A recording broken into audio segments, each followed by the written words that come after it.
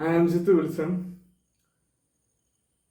ഇന്ന് ഈ വ്ലോഗിലൂടെ സംസാരിക്കാൻ പോകുന്നത് നമ്മുടെ ഭക്ഷണ രീതിയും സ്ത്രീകളുടെ അവസ്ഥയും കുറിച്ചാണ്. ഭക്ഷണം ഉണ്ടാക്കാൻ വേണ്ടി മാത്രം ജീവിക്കുന്ന സ്ത്രീകളെയാണ് നമുക്ക് കേരളത്തിൽ കാണാൻ പറ്റുന്നത്. സ്ത്രീ ശാക്തീകരണത്തിന്റെ ആരംഭം വരെ അടുക്കളയിൽ നിന്നായിരിക്കണം. പക്ഷെ ഇന്ന് ഭാര്യ ഭർത്താവിന് വേണ്ടിയുള്ള ഫുഡ് ഉണ്ടാക്കി കൊടുക്കുക, മക്കൾക്ക് വേണ്ടി ഫുഡ് ഉണ്ടാക്കി കൊടുക്കുക, ഭർത്താവിന്റെ അച്ഛനും അമ്മയ്ക്കും വേണ്ടി ഫുഡ് ഉണ്ടാക്കി കൊടുക്കുക, ഇങ്ങനെ ഒരു ഭക്ഷണം നിർമ്മിക്കാനുള്ള അല്ലെങ്കിൽ ഫുഡ് ഉണ്ടാക്കി കൊടുക്കാനുള്ള വെറും യന്ത്രം മാത്രമായിട്ട് സ്ത്രീകൾ മാറിയിരിക്കുകയാണ്. എവിടെയാണ് സ്ത്രീ ശാക്തീകരണം? നമ്മളിപ്പം കുറച്ച് രാഷ്ട്രീയ മാനിഫെസ്റ്റോ ഒക്കെ ആയിട്ട് പറയും സ്ത്രീ ശാക്തീകരണം നടപ്പിലാക്കണം. സ്ത്രീ ശാക്തീകരണത്തിന്റെ ഭാഗം അതായത് സ്ത്രീ ശാക്തീകരണം നടപ്പിലാക്കാൻ വേണ്ടിയിട്ടാണ് കേന്ദ്ര സർക്കാർ കുടുംബശ്രീ നമുക്ക് പദ്ധതി കൊണ്ടുവന്നത്. അതിന്റെ ഉപയോഗം തന്നെ സ്ത്രീ ശാക്തീകരണം അതിന് വേണ്ടിയിട്ടാണ്. പക്ഷെ മലയാളികളെ ലെവലിലാണ് ഇന്ന് എത്തി നിൽക്കുക. നമ്മൾ ചിന്തിക്കണം, സ്ത്രീ ശാക്തീകരണം എന്നും പറഞ്ഞിട്ട് ചെയ്യുന്ന കാര്യമാണെങ്കിൽ വെറും ഓപ്പോസിറ്റ് ആണ്. ഇന്ന് ഒരു സ്ത്രീ അല്ലെങ്കിൽ ഒരു ഭാര്യ ഏറ്റവും കൂടുതൽ സമയം ചെലവാക്കുന്നത് ഭക്ഷണം ഉണ്ടാക്കാൻ വേണ്ടിയിട്ടാണ്. അടുക്കളയിൽ അവസാനിക്കുക, അതിനു വേണ്ടി മാത്രമാണ് ഇന്നത്തെ മലയാളി സ്ത്രീകൾ അവരൊരു നിയോഗം എന്ന് പറയുന്നത്. ഇപ്പൊ ഇതിൽ നിന്ന് വ്യത്യസ്തമായിട്ട് ചിന്തിക്കേണ്ട കാലം അതിക്രമിച്ചു കഴിഞ്ഞിരിക്കുന്നു. നമ്മൾ ഈ വെസ്റ്റേൺ കൺട്രീസിനെ കുറ്റം പറയും, പക്ഷെ കുറ്റമിട്ട ഒരു കാര്യമില്ല. ഇന്ന് ഇന്ത്യയെക്കാളും ഏറ്റവും കൂടുതൽ വിമൻ ഫോഴ്സ് ഉള്ളത് ചൈന പോലെയുള്ള രാജ്യങ്ങളിലാണ്. ചൈന വെസ്റ്റേൺ കൺട്രി അല്ല, ടയർ 2 കൺട്രിയാണ്. എങ്കിൽ പോലും അവിടെയുള്ള ആണുങ്ങളെ പോലെ തന്നെ ഒരേപോലെ ജോലി ചെയ്യുന്ന, ജോലിക്ക് പോയി സ്വന്തമായിട്ട് വരുമാനം കണ്ടെത്തുന്ന സ്ത്രീ ശാക്തീകരണം ഓൾറെഡി പതിറ്റാണ്ടുകൾക്ക് മുമ്പ് ഇംപ്ലിമെന്റ് ആയിട്ടുള്ള രാജ്യമാണ് ചൈന. ജപ്പാനിലും സ്ഥിതി അങ്ങനെയാണ്. അവിടെ ജെൻഡർ ഡിസ്ക്രിമിനേഷൻ ഇല്ല. പുരുഷനാണെങ്കിലും സ്ത്രീക്കാണെങ്കിലും ഒരേപോലെ തൊഴിൽ ചെയ്യാനുള്ള അധികാരം അവിടെ ഉണ്ട്. യൂറോപ്യൻ രാജ്യങ്ങളിലും അങ്ങനെയാണ്. ജർമ്മനി, ഫ്രാൻസ്, ഓസ്ട്രേലിയ ഈ പറയുമ്പോൾ വെസ്റ്റേൺ കൺട്രിയാണ്, യൂറോപ്യൻ കൺട്രി അല്ല. അതുപോലെ നമ്മുടെ യുഎസും യൂറോപ്യൻ കൺട്രി അല്ല, വെസ്റ്റേൺ കൺട്രിയാണ്. അവിടെയുള്ള സ്ത്രീകളൊക്കെ ആണെന്നുണ്ടെങ്കിൽ പുരുഷനെ പോലെ ജോലിക്ക് പോകുന്ന ആൾക്കാരാണ്. Canada, UK. ഇവിടെ എല്ലാം മാറിക്കഴിഞ്ഞു ഓൾറെഡി. വർഷങ്ങൾക്ക് മുമ്പേ തന്നെ, ഒരു നൂറ്റാണ്ടിന് മുമ്പേ തന്നെ അവർ വ്യത്യസ്തതരമായിട്ട് ചിന്തിക്കാൻ തുടങ്ങി. പക്ഷെ ഇവിടെ മലയാളികൾ ചെയ്യുന്ന കാര്യം എന്ന് പറഞ്ഞു കഴിഞ്ഞാൽ സ്ത്രീയെ അല്ലെങ്കിൽ ഭാര്യമാരെ വെറും ഭക്ഷണം ഉണ്ടാക്കാനുള്ള യന്ത്രമായിട്ട് കണ്ടുകൊണ്ടിരിക്കുകയാണ്.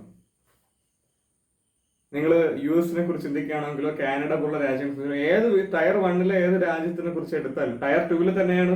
ഫിലിപ്പീൻസ് ആണെങ്കിൽ പോലും അല്ലെങ്കിൽ ചൈന ആണെങ്കിൽ പോലും ഇതൊക്കെ ടയർ 2 വരുന്ന കൺട്രീസ് ആണ്.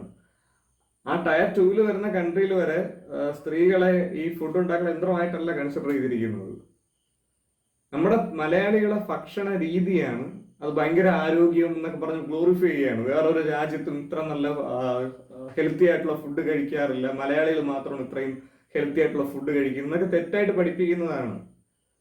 ഇപ്പോൾ ഒരു സ്ത്രീയുടെ ജീവിതം മുഴുവനും അവരെ ഒരു ദിവസം 24 മണിക്കൂർ ഉണ്ടെന്നുണ്ടെങ്കിൽ അതിൽ 8 മണിക്കൂർ ഒരു മനുഷ്യൻ ഉറങ്ങണമെന്നാണ്. അപ്പോൾ അത് കൺസിഡർ ചെയ്യുകയാണെങ്കിൽ പോലും ഒരു ദിവസം 24 മണിക്കൂറിൽ, അതായത് ഒരു ദിവസത്തിൽ 75% ടൈമും പാഴാക്കുന്നത് അടുക്കളയിലാണ്. രാവിലെ ഒരു സ്ത്രീ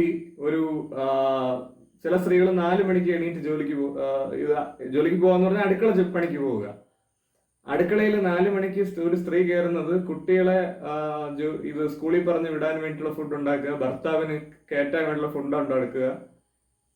ഇന്ന് അന്നനാളം നിറയ്ക്കാനുള്ള ഒരു ജീവജാലമായിട്ട് സ്ത്രീകളെ കാണുകയാണ്. അപ്പൊ 4 മണിക്ക് അടുക്കളയിൽ കയറുന്ന ഒരു സ്ത്രീ ഇപ്പോ ഇന്ത്യയിലെ ലേബർ ലോ അനുസരിച്ച് ഒരാൾ 8 മണിക്കൂർ ജോലി ചെയ്യാൻ പാടുള്ളൂ എന്നാണ്. പക്ഷെ അതിലധികം സമയം ഒരു സ്ത്രീ അടുക്കളയിൽ പാഴാക്കുകയാണ്. 12 മണിക്കൂർ അടുക്കളയിൽ പാഴാക്കുകയാണ് പല സ്ത്രീകളും. ഇതിനെതിരെ ഇവിടെ നിന്നാണ്, അടുക്കളയിൽ നിന്നാണ് വിപ്ലവം ആരംഭിക്കേണ്ടത്. സ്ത്രീ ശാക്തീകരണം എന്നൊരു റെവല്യൂഷൻ, ആ സ്ത്രീ ശാക്തീകരണം എന്നൊരു വിപ്ലവം ആരംഭിക്കുന്ന അടുക്കളയിൽ നിന്നാണ്. കേരളത്തിലുള്ള ഒരു ജില്ലയാണ് കോട്ടയം. ആ കോട്ടയത്തിന് മാത്രം എടുത്ത് നോക്കൂ. കോട്ടയത്തിലെ സ്ത്രീകള് പുരുഷന്മാരെ പോലെ ജോലിക്ക് പോകുന്ന ആൾക്കാരാണ്. കേരളത്തിലെ ആദ്യത്തെ ടീച്ചർമാരെന്ന് പറഞ്ഞാൽ കോട്ടയത്തിലെ വിഭാഗങ്ങളാണ് കോട്ടയം സ്ത്രീകൾ. കോട്ടയത്തുള്ള പ്രത്യേകത, അവരെ അവിടെ ഒരുപാട് സ്ത്രീകളെ ജോലി അടിച്ചേൽപ്പിക്കുന്നില്ല, അവർക്ക് ഇഷ്ടമുള്ളതുപോലെ ആണ് ചെയ്യുന്നത്. അതുപോലെ എന്തുകൊണ്ട് ബാക്കി ജില്ലകൾക്കും പറ്റുന്നില്ല? കോട്ടയത്തെ സംസ്കാരം എന്തുകൊണ്ട് സ്ത്രീ ശാക്തീകരണ മേഖലയിൽ അടുക്കളയിൽ ഉപയോഗിക്കാൻ പറ്റുന്നില്ല? കോട്ടയത്ത് അടുക്കള ജോലി അഥവാ ചെയ്യണമെന്നുണ്ടെങ്കിൽ ഏതെങ്കിലും അതിനു വേണ്ടി തന്നെ ഒരു സ്റ്റാഫിനെ അവർ വെക്കും, എന്നിട്ടാണ് ചെയ്യുന്നത്. ഒരാൾക്ക് ഒരു തൊഴിലുമായി. കൊച്ചിയിലും ഇതുപോലെയാണ്. കൊച്ചിയിലും സ്ത്രീ ശാക്തീകരണം ഓൾറെഡി ഇംപ്ലിമെന്റ് ആയ സ്ഥലമാണ്. ഈ കോട്ടയത്തെ പ്രത്യേകത, അവിടെ സുറിയാനി ക്രിസ്ത്യാനികൾ കൂടുതലാണ്. അവരുടെ കൾച്ചർ അനുസരിച്ച് സ്ത്രീക്ക് തുല്യ പ്രാധാന്യം കൊടുക്കുന്ന സംസ്കാരമാണ് ക്രിസ്ത്യൻ സംസ്കാരം. അതാണ് വെസ്റ്റേൺ കൺട്രീസിൽ ഇന്ത്യ സംസ്കാരം. സ്ത്രീക്ക് തുല്യ പ്രാധാന്യം. അവിടെ ജോലിക്ക് പോകുന്നതുകൊണ്ട് ആരും സ്ത്രീകളെ വിരട്ടാൻ വരത്തില്ല. പുരുഷന്മാരെ പോലെ എന്ത് ജോലി ചെയ്യാൻ അവർക്ക് റൈറ്റ് ഉണ്ട്. അപ്പോ നമ്മൾ എന്തുകൊണ്ട് ഇങ്ങനെ ആയിപ്പോയി, ബാക്കിയുള്ള ജില്ലകൾ എങ്ങനെ ആയിപ്പോയി ചിന്തിച്ചു കഴിഞ്ഞാൽ സ്ത്രീ ശാക്തീകരണം ഇല്ലായ്മയാണ് അവിടുത്തെ പ്രധാന പ്രശ്നം എന്ന് പറഞ്ഞു കഴിഞ്ഞാൽ ഫുഡിന്റെ ആയിട്ടുള്ള പ്രശ്നം. നേരെ ഈ ഫുഡിനെ കുറിച്ച് ചിന്തിക്കുകയാണെന്നുണ്ടെങ്കിൽ മലയാളികൾ കഴിക്കുന്ന ഫുഡ്, ആ ഫുഡാണ് സ്ത്രീകളെ കൊണ്ട് ഇത്രയും അടുക്കളയിൽ ഒരു 12 മണിക്കൂർ നിർത്തിക്കാനുള്ള കാരണം എന്ന് പറഞ്ഞാലും, നമ്മൾ ഈ ഭയങ്കരപ്പെട്ട ആരോഗ്യം എന്നും പറഞ്ഞ് അകത്ത് കയറ്റുന്ന ചോറ് എന്ന് പറഞ്ഞു കഴിഞ്ഞാൽ കാർബോഹൈഡ്രേറ്റിന്റെ അളവ് കൂടിയ ഭക്ഷണമാണ്. ഇത്രയും കാർബോഹൈഡ്രേറ്റിന്റെ അളവ് കൂടിയ ഭക്ഷണം കഴിച്ചാൽ മാരക രോഗങ്ങൾ നമുക്ക് വരും. ശരിയായ രീതിയിൽ ഫുഡ് കഴിക്കുകയാണെന്നുണ്ടെങ്കിൽ ഒരു പിടി ചോറ് എടുത്തിട്ട് കൂടുതൽ കറി കഴിക്കണം. കറിയാണ് ചോറിന്റെ അളവിനെക്കാട്ടും കൂടുതൽ മുന്നിട്ട് നിൽക്കുന്നത്. അതാണ് ഹെൽത്തി എന്ന് പറഞ്ഞു കഴിഞ്ഞാൽ. അല്ല കുറെ ചോറ് വയറ്റിനകത്ത് കുത്തിക്കയറ്റി ഈ ടമ്മി മുഴുവൻ നിറച്ചെന്ന് പറഞ്ഞു കഴിഞ്ഞാൽ അതൊന്നും ആരോഗ്യമല്ല. ചോറെന്ന് പറഞ്ഞാൽ ഡേഞ്ചറാണ്. കാരണം അതിനകത്ത് കാർബോഹൈഡ്രേറ്റിന്റെ അളവ് വളരെ കൂടുതലാണ്. എന്നിട്ടാണ് ഈ ഫോറിലെ ആൾക്കാർ ബർഗർ കഴിക്കുന്നു, അത് കഴിക്കുന്നു, ഇതെന്നൊക്കെ പറഞ്ഞ് നമ്മൾ അവരെ പുച്ഛിക്കുന്നത്. ഫോറിലെ ആൾക്കാർ കഴിക്കുന്ന സാൻഡ്വിച്ചാണ്, രാവിലെ സാൻഡ്വിച്ചാണ് കഴിക്കുന്നത്. അപ്പോ സ്ത്രീകളെ അടുക്കളയിൽ ഇടാൻ തന്നെ കാരണം മലയാളി കഴിക്കുന്ന ഭക്ഷണ രീതി, റെസിപ്പിയാണ് ഒരു പ്രശ്നം എന്ന് പറഞ്ഞു കഴിഞ്ഞാൽ. ഈ ചോറൊന്ന് മാറ്റുകയാണെന്നുണ്ടെങ്കിൽ സ്ത്രീകൾ വളരെ കൂടെ ഇൻഡിപെൻഡന്റ് ആവും.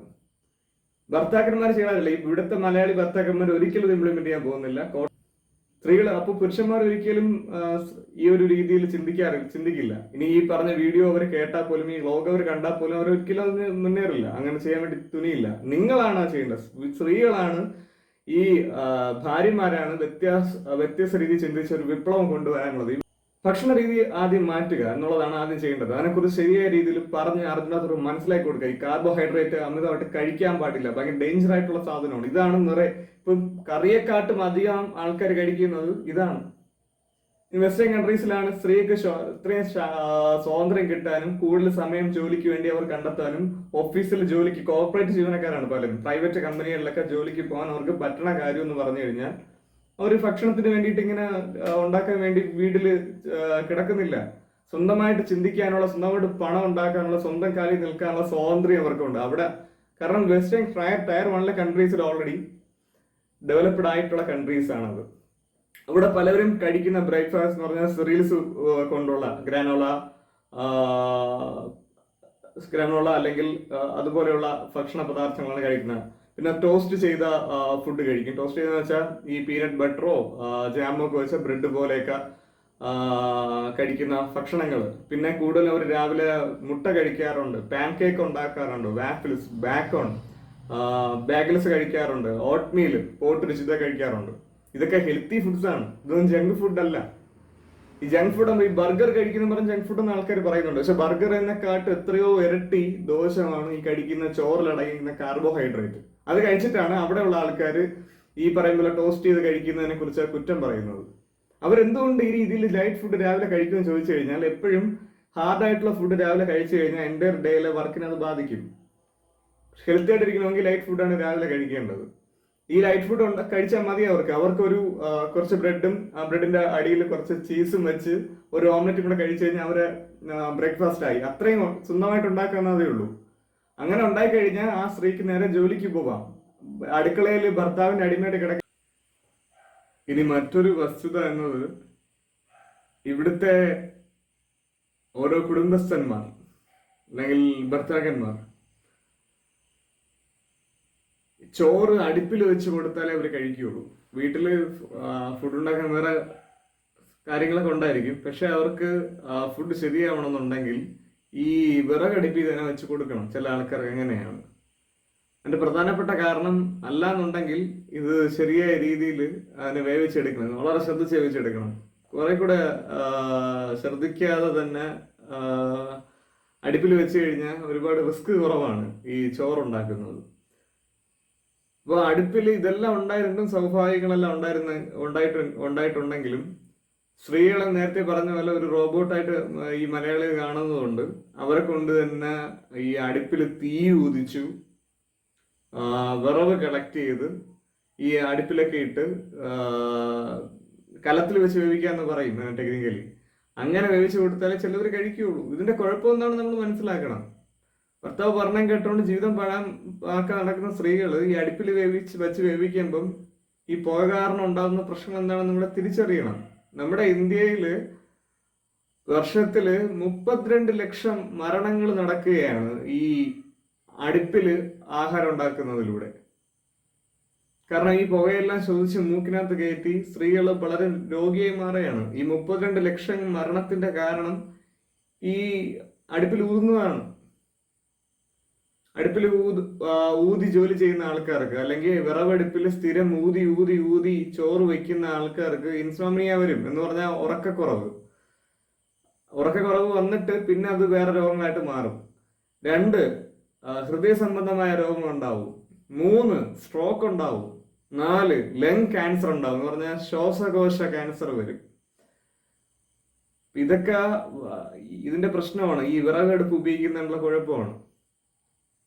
അപ്പൊ ഇതൊക്കെ നമ്മൾ തിരിച്ചറിയണം. എന്നിട്ട് ഭർത്താവിന്റെ അടിമയായി മാറാൻ വില്ലിങ് ആണോ ഇല്ലെന്നുള്ള ചിന്തിക്കുക. ഈ വെസ്റ്റേൺ കൺട്രീസിൽ ഡിന്നറിന് ഉപയോഗിക്കുന്ന ആഹാരം കൂടെ നമ്മൾ മനസ്സിലാക്കണം. Roast meat. അപ്പോൾ റോസ്റ്റ് മീറ്റിന്റെ പ്രത്യേകത, നേരത്തെ ഞാൻ പറഞ്ഞ ഫുഡിലൊന്നും അങ്ങനെ വലിയ രീതിയിൽ പ്രോട്ടീൻ ഇല്ല. പക്ഷെ പ്രോട്ടീൻ എന്ന് പറഞ്ഞാൽ ജോലി ചെയ്യാൻ അത്യാവശ്യമായിട്ട് ഘടകമാണ് പ്രോട്ടീൻ. അപ്പോൾ വൈകുന്നേരങ്ങളിലാണ് അവർ റോസ്റ്റ് മീറ്റ് കഴിക്കുന്നത്. അതിൽ ആവശ്യമുള്ള പ്രോട്ടീൻ ഉണ്ട്, മാംസം ആയതുകൊണ്ട്. പിന്നെ steak, pasta dishes, pizza, grilled dish, casseroles, taco. നമുക്ക് ഇതൊന്നും ചെയ്യാൻ പറ്റിയില്ലെങ്കിലും നമുക്ക് റോസ്റ്റ് മീറ്റോ അതിനോടൊപ്പം കഴിക്കാൻ കണക്കിന് നമുക്ക് ചപ്പാത്തി, അതെല്ലായിടത്തും കിട്ടുന്ന സാധനമാണ്, കോസ്റ്റ് എഫക്റ്റീവുമാണ്.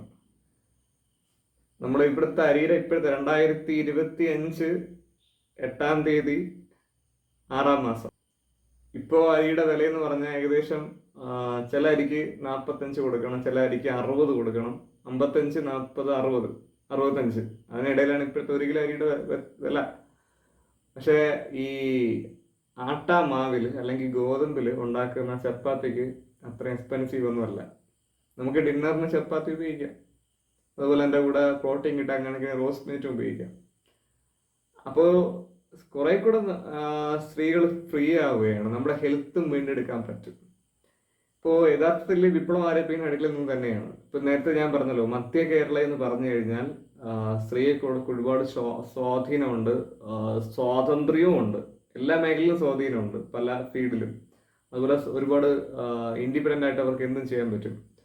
അതിന്റെ തുടക്കം കുറിച്ചത് വരെ നവോത്ഥാന നായകനായ ചാവറ പിതാവിലൂടെയാണ്. അതായത് ഫാദർ ചാവറ കുര്യാക്കോസ് എലിയാസ്.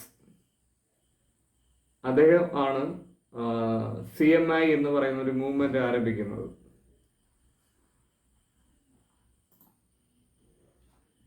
CMCയും ആരംഭിച്ചത് അദ്ദേഹമാണ്. സീറോ മലബാർ സഭയുടെ പുരോഹിതനാണ് അദ്ദേഹം. ഇതിലൂടെ ഒരുപാട് സ്ത്രീ ശാക്തീകരണം ഉണ്ടായി ആക്ച്വലി. ഇപ്പൊ മധ്യ കേരളത്തിലെ സ്ത്രീകള് കൂടുതലും ഇൻഡിപെൻഡന്റ് ആവാൻ കാരണം ചാവറ പിതാവിന്റെ പ്രവർത്തനങ്ങളാണ്, നവോത്ഥാന പ്രവർത്തനങ്ങൾ. അദ്ദേഹം നവോത്ഥാന നായകന്മാരുടെ പട്ടിക എടുക്കുമ്പോൾ പലപ്പോഴും ചാവറ പിതാവിനെ കാണാനില്ല. ഇതൊക്കെ മാറണം. ഇത്തവണ സിലബസിൽ അദ്ദേഹത്തിന് ആഡ് ചെയ്തിട്ടുണ്ട്, അത് വലിയ കാര്യമാണ്. പക്ഷെ ഇനിയും അദ്ദേഹത്തിന് അർഹിക്കേണ്ട പ്രാധാന്യം നൽകണം.